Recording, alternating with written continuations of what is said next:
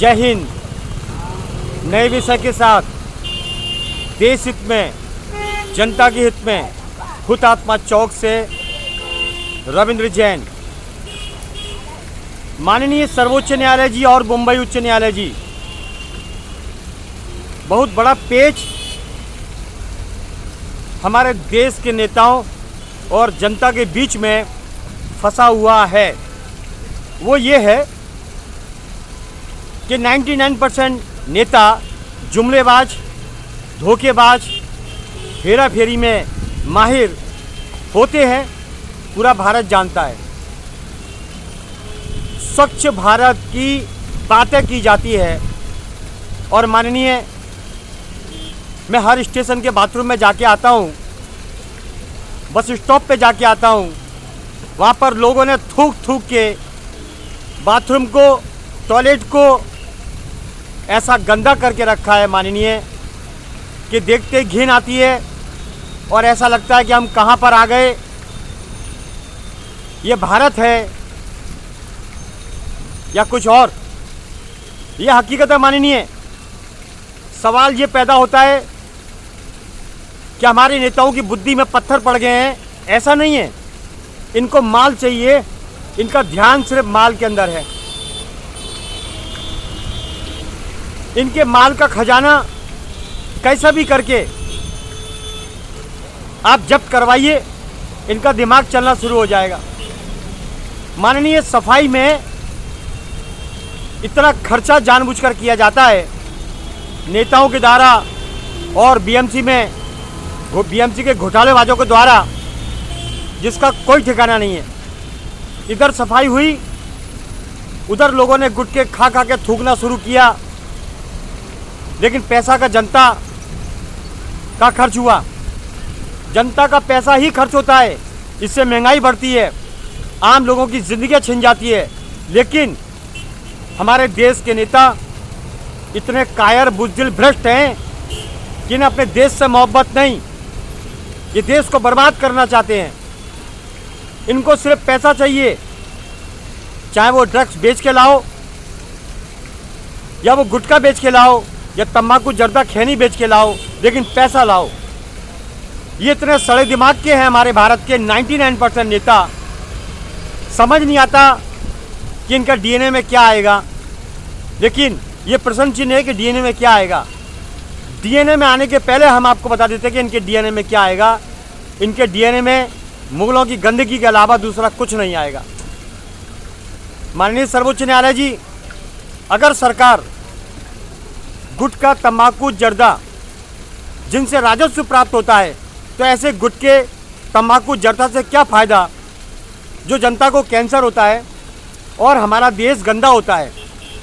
लेकिन ये बहुत भ्रष्ट लोग हैं माननीय, आप इनसे अधिकार छीनिए और ऐसा कानून लाइए कि सबसे पहले इनकी संपत्ति पर निगाह रखी जाए, इनके अनाप शनाप खर्चे पर निगाह रखी जाए, इनकी अक्ल ठिकाने लाई जाए।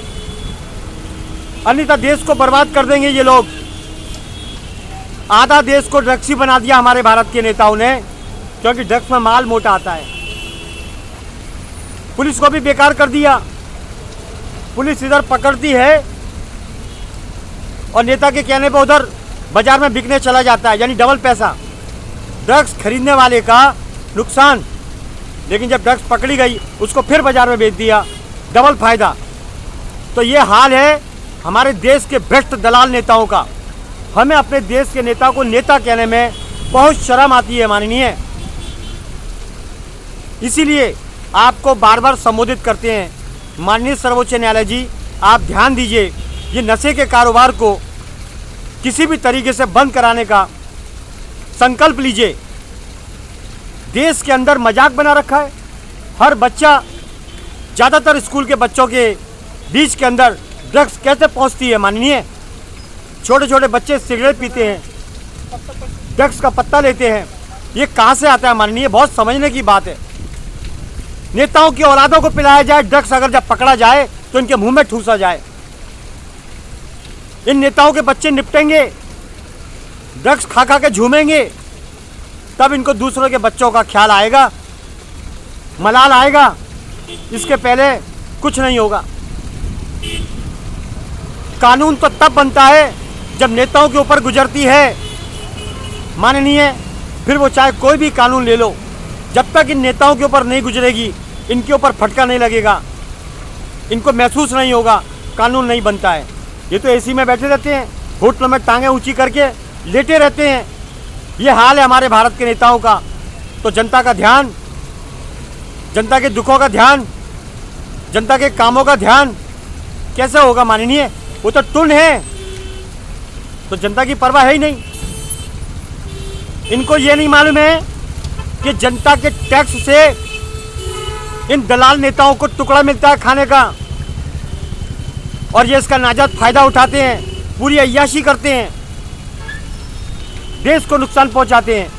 ऐसे नेताओं के ऊपर कानून लाया जाए, इन्हें हटाया जाए, इनकी जांच हो, इनकी गिरफ्तारी हो।